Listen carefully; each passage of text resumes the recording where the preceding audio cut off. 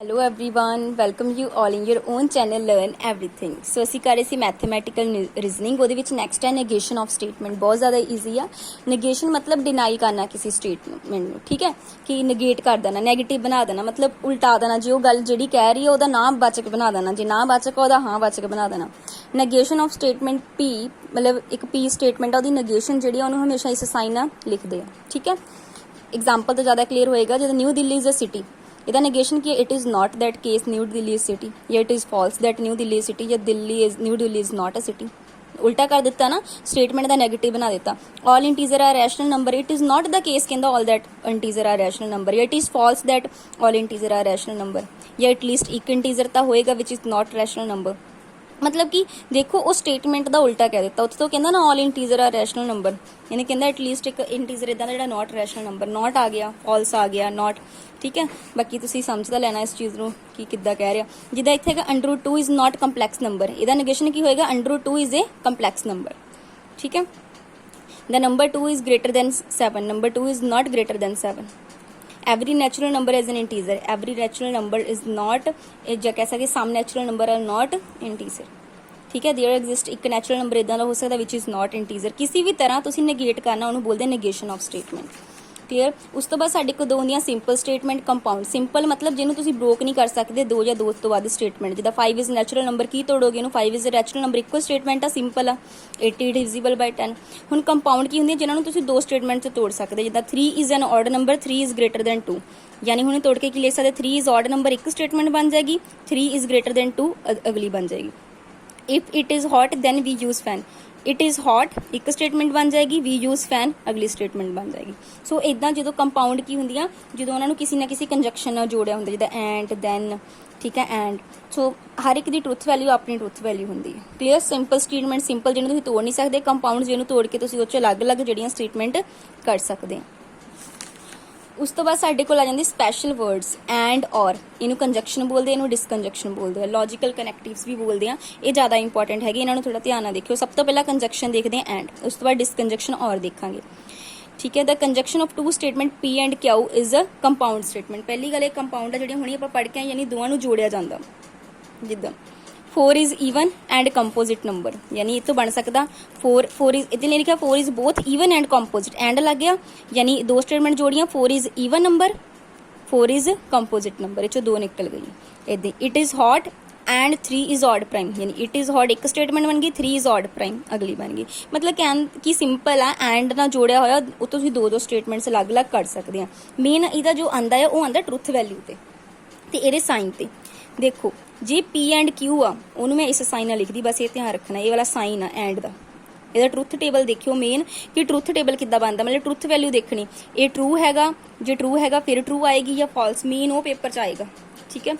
जाना होया तो देखो तो इत्थे दिखाऊंगी ना, जे पी ते क्यू दोनों ट्रू हैगे ने तां पी एंड क्यू भी ट्रू होएगा। बट जे एक भी फॉल्स है, यानी P is true Q is not true, तो पी एंड क्यू कभी भी ट्रू नहीं होएगा। यदि P is not true Q true हो गया तां भी नहीं। जे दोनों ट्रू है नहीं कि फिर तो ट्रू होना ही नहीं है, यानी ट्रू होने एक केस आ, दोनों जाने की होन ट्रू होन। जिदा 8 इज़ ग्रेटर दैन 4 ट्रू ही आ, 3 इज़ लैस दैन 6 ट्रू आ, यानी दोनों का एंड भी की होएगा, 8 greater than 6 and 3 less than 6 ये भी की होएगा ट्रू। टेबल तो ज़्यादा देखो क्लैरिटी हो जाएगी। जे पी स्टेटमेंट ट्रू हैगी क्यू भी ट्रू है तां ही पी एंड क्यू एंड का निशान आ एंड ट्रू होंगे। जे एक भी दोनों यानी पी ट्रू होगी दूसरी फॉल्स है, दैन इन्हों का एंड फॉल्स होएगा। एक फॉल्स दूसरी ट्रू तां भी फॉल्स होएगा, दोनों फॉल्स आ फिर तो फॉल्स ही रहेगा। जिहड़ा वर्ड एंड है ये not always use as conjunction operator की तरह नहीं असीं यूज करते, मतलब जरूरी नहीं है, नैसैसरी नहीं है कंजक्शन ऑपरेटर।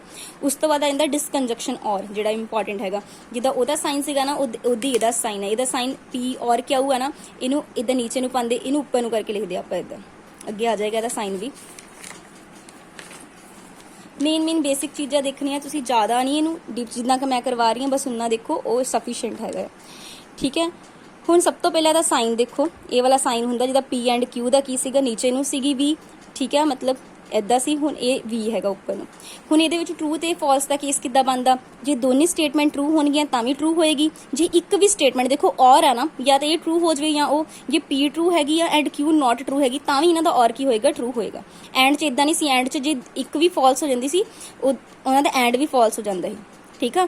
ਔਰ ਦੇ ਵਿੱਚ ਕੀ ਆ, ਜੇ ਇੱਕ ਟਰੂ ਹੈਗੀ ਇੱਕ ਨਹੀਂ ਟਰੂ ਹੈਗੀ ਤਾਂ ਵੀ ਇਹਨਾਂ ਦਾ ਆਨਸਰ ਕੀ ਹੋਏਗਾ, ਟਰੂ ਹੋਏਗਾ ਇਹਦੇ ਕੇਸ। ਬਟ ਜੇ ਦੋਨੇ ਟਰੂ ਨਹੀਂ ਹੈਗੀਆਂ ਫਿਰ ਹੀ ਨਹੀਂ ਟਰੂ ਹੋਏਗਾ। ਟੇਬਲ ਦੇਖੋ, ਟੇਬਲ ਤੋਂ ਜ਼ਿਆਦਾ ਤੁਹਾਨੂੰ ਸਮਝ ਆਏਗਾ। ਤੁਸੀਂ ਮੇਨ ਟੇਬਲ ਕਰਨਾ, ਜੇ P ਟਰੂ ਆ ਫਿਰ ਤੇ ਟਰੂ ਹੈਗਾ। ਦੋਨਾਂ ਚੋਂ ਇੱਕ ਵੀ ਟਰੂ ਹੈਗੀ ਤਾਂ ਵੀ ਇਹਨਾਂ ਦਾ ਔਰ ਟਰੂ ਹੈਗਾ। ਇੱਕ ਵੀ ਟਰੂ ਆ, ਦੋਨਾਂ ਦਾ ਟਰੂ ਆ, ਬਟ ਦੋਨੇ ਫਾਲਸ ਆ ਤੇ ਫਿਰ ਕੀ ਹੋਏਗਾ, ਫਾਲਸ। ਜਿੱਦਾਂ ਐਂਡ ਆਪਰੇਟਰ ਜ਼ਰੂਰੀ ਨਹੀਂ ਸੀਗਾ ਕਿ ਹਰ ਵਾਰੀ ਕੰਜੰਕਸ਼ਨ ਆਪਰੇਟਰ ਦੀ ਤਰ੍ਹਾਂ ਯੂਜ਼ ਹੋਵੇ, ਇਹ ਵੀ ਜ਼ਰੂਰੀ ਨਹੀਂ ਹੈਗਾ। ਠੀਕ ਹੈ ਜੀ। ਬਾਕੀ ਜਿਹੜੇ ਇਹਦੇ ਵਿੱਚ ਜ਼ਿਆਦਾ ਇੰਪੋਰਟੈਂਟ ਦੋ ਲਾਅ ਹੈਗੇ ਆ ਉਹ ਇਹ ਹੈਗੇ, ਦੇਖੋ ਡੀ ਮੋਰਗਨਸ ਲਾਅ, ਇਹਨਾਂ ਨੂੰ ਡੀ ਮੋਰਗਨਸ ਲਾਅ 'ਚ ਹੀ ਲੈ ਲੈਂਦੇ ਆ। ਇਹ ਵਾਲਾ ਸਾਈਨ ਕਿਹਦਾ ਸੀ, ਐਂਡ ਦਾ ਨਾ। ਜੇ P ਐਂਡ Q ਦਾ ਨੇਗੇਸ਼ਨ ਦੇਖਣਾ ਹੋਵੇ, ਨੇਗੇਸ਼ਨ ਦਾ ਸਾਈਨ ਆ, ਪਹਿਲੇ ਦਾ ਨੇਗੇਸ਼ਨ, ਦੂਸਰੇ ਦਾ ਨੇਗੇਸ਼ਨ, ਵਿੱਚ ਸਾਈਨ ਉਲਟ ਜਾਣਾ, ਐਂਡ ਦਾ ਕੀ ਆ ਜਾਣਾ, ਔਰ। ਜੇ ਔਰ ਪਹਿਲੇ ਹੀ ਹੈਗਾ ਉਹਨਾਂ ਦਾ ਨੇਗੇਸ਼ਨ ਪਤਾ ਕਰਨਾ, ਪਹਿਲੇ ਦਾ ਨੇਗੇਸ਼ਨ ਐਂਡ ਦੂਸਰੇ ਦਾ ਨੇਗੇਸ਼ਨ। ਇਹ ਬਹੁਤ ਜ਼ਿਆਦਾ ਇੰਪੋਰਟੈਂਟ ਹੈ ਇਹ ਦੋ। ਇਹ ਮੈਂ ਤੁਹਾਨੂੰ ਐਗਜ਼ਾਮਪਲਾਂ ਕਰਾਣੀ, ਉਹ ਤੋਂ ਜ਼ਿਆਦਾ ਕਲੀਅਰ ਹੋਏਗਾ। ਦੇਖੋ ਇੱਥੇ ਮੇਰੇ ਕੋਲ ਐਗਜ਼ਾਮਪਲਸ ਹੈ, ਇਹ ਦੇਖੋ ਤੁਹਾਨੂੰ ਇਹ ਤੋਂ ਜ਼ਿਆਦਾ ਕਲੀਅਰ ਹੋਣਾ ਹੈ। ਜਿਹਦਾ ਦੇਖੋ 3 + 2 = 5 ਐਂਡ 7 < 9। 3 + 2 5 ਟਰੂ ਆ ਕਿ ਨਹੀਂ ਟਰੂ ਹੈਗਾ, ਠੀਕ ਹੈ, ਨਹੀਂ ਟਰੂ ਹੈ। ਇਹਦੀ ਨੇਗੇਸ਼ਨ ਦੇਖੋ ਨਹੀਂ ਟਰੂ ਆ ਜਾਣੀ, ਮਤਲਬ ਕਿ ਉਹਦਾ ਤਾਂ ਇਹ ਟਰੂ ਆ, ਪਰ ਨੇਗੇਸ਼ਨ 'ਚ ਕੀ ਕਰਨਾ ਹੁੰਦਾ, ਆਪਾਂ ਨੋਟ ਕਰੀਦਾ। ਇਸ ਤੋਂ ਪਹਿਲਾਂ ਆਹ ਵਾਲੀ ਐਗਜ਼ਾਮਪਲ ਦੇਖ ਲਓ, ਤੁਹਾਨੂੰ ਜ਼ਿਆਦਾ ਕਲੀਅਰ ਹੋਏਗੀ। 27 is divisible by 3 and or sky is blue। ਹੁਣ ਔਰ ਵਾਲੀ ਸਟੇਟਮੈਂਟ ਆ, ਮੈਂ ਇਹਦਾ ਨੇਗੇਸ਼ਨ ਲਿਖਣਾ। ਨੇਗੇਸ਼ਨ ਕੀ ਸੀ, ਪਹਿਲੇ ਨੂੰ ਵੀ ਨੈਗੇਟਿਵ ਬਣਾ ਦਿਓ, ਦੂਸਰੇ ਨੂੰ ਵੀ ਨੈਗੇਟਿਵ ਬਣਾ ਦਿਓ, ਔਰ ਦੀ ਜਗ੍ਹਾ ਕੀ ਕਰ ਦਿਓ, ਐਂਡ। ਦੇਖੋ 27 is not divisible by 3, sky is not blue, ਔਰ ਦੀ ਜਗ੍ਹਾ ਕੀ ਆ ਗਿਆ, ਐਂਡ। ਹੁਣ 3 + 2 5, 3 + 2 not equal to 5, ਐਂਡ ਦਾ ਕੀ ਬਣ ਗਿਆ, ਔਰ, ਐਂਡ 7 not less than 9। ਹੁਣ ਜ਼ਿਆਦਾ ਕਲੀਅਰ ਹੋਏਗਾ।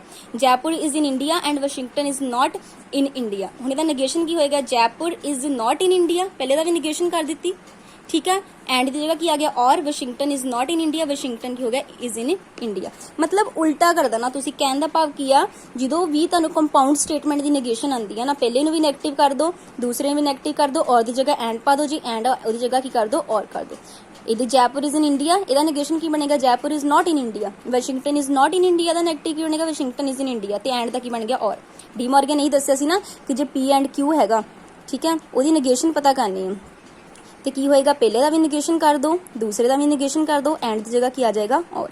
ਬਸ ਇਹਦੀ ਔਰ ਵਾਲਾ ਜੇ ਹੋਏਗਾ, ਇਹਦੀ ਜਗ੍ਹਾ ਐਂਡ, ਦੋਨਾਂ ਦਾ ਨੇਗੇਸ਼ਨ ਕਰ ਦੋ। ਇਹ ਬਹੁਤ ਜ਼ਿਆਦਾ ਇੰਪੋਰਟੈਂਟ ਆ, ਪੇਪਰ 'ਚ ਡਾਇਰੈਕਟ ਪੁੱਛੇਗਾ ਨੇਗੇਸ਼ਨ ਆਫ ਇਹਦੀ ਸਟੇਟਮੈਂਟ ਦੀ ਨੇਗੇਸ਼ਨ ਦੱਸੋ। ਨੇਗੇਸ਼ਨ ਲਈ ਪਹਿਲੇ ਨੂੰ ਨੈਗੇਟਿਵ, ਦੂਸਰੇ ਨੂੰ ਨੈਗੇਟਿਵ, ਐਂਡ ਦੀ ਜਗ੍ਹਾ ਔਰ ਦੀ ਜਗ੍ਹਾ ਐਂਡ, ਠੀਕ ਹੈ। ਸੋ ਇਹਦੇ ਵਿੱਚ ਕੀ ਸੀ, ਆਪਾਂ ਪੜ੍ਹਿਆ ਨੇਗੇਸ਼ਨ ਆਫ ਸਟੇਟਮੈਂਟ ਦੇਖਿਆ, ਸਿੰਪਲ ਸਟੇਟਮੈਂਟ ਦੇਖੀਆਂ, ਕੰਪਾਊਂਡ ਸਟੇਟਮੈਂਟ ਦੇਖੀਆਂ। ਉਸ ਤੋਂ ਬਾਅਦ ਆਪਾਂ ਦੇਖਿਆ ਕਿ ਕਿੱਦਾਂ ਟਰੂ ਟੇਬਲ ਵੀ ਯਾਦ ਰੱਖਣਾ ਕਿ ਦੇਖੋ ਐਂਡ ਦੇ ਕੇਸ 'ਚ ਟਰੂ ਹੋਣ ਦਾ ਇੱਕੋ ਹੀ ਕੇਸ ਆ। ਐਂਡ ਦੇ ਕੇਸ 'ਚ ਟਰੂ ਕਦੋਂ ਹੋਣਗੇ, ਜਦੋਂ ਦੋਨੇ ਟਰੂ ਹੋਣਗੇ, ਹੈ ਨਾ। ਐਂਡ ਦੇ ਵਿੱਚ ਜਿੱਦਾਂ ਕਿਨੇ ਦਿਸ ਐਂਡ ਦਿਸ ਦੋਨੇ ਟਰੂ ਹੋਣਗੇ ਤਾਂ ਸਟੇਟਮੈਂਟ ਟਰੂ ਹੋਏਗੀ, ਅਦਰਵਾਈਜ਼ ਨਹੀਂ, ਠੀਕ ਹੈ। ਇੱਕ ਵੀ ਫਾਲਸ ਹੋ ਜਾਂਦਾ ਤੇ ਸਾਰੀਆਂ ਕੀ ਹੁੰਦੀਆਂ ਹੀ, ਫਾਲਸ ਹੋ ਜਾਂਦੀਆਂ ਸੀ। ਦੋਨੇ ਫਾਲਸ ਹੋਣਗੀਆਂ ਫਿਰ ਤਾਂ ਚਲੋ ਕੇਸ ਫਾਲਸ ਹੀ ਰਹਿਣਾ। ਤੇ ਔਰ ਦੇ ਕੇਸ 'ਚ ਕੀ ਸੀਗਾ, ਕੋਈ ਇੱਕ ਵੀ ਟਰੂ ਹੋ ਜਾਂਦਾ ਸੀਗਾ, ਦਿਸ ਔਰ ਦਿਸ ਉਹ ਟਰੂ ਹੋ ਜਾਂਦੇ ਸੀ, ਠੀਕ ਹੈ। ਸੋ ਟੇਬਲ ਚੰਗੀ ਤਰ੍ਹਾਂ ਕਰਨਾ ਹੈ, ਜੋ ਇੰਪੋਰਟੈਂਟ ਹੈਗਾ, ਤੇ negation. Thanks for watching the video.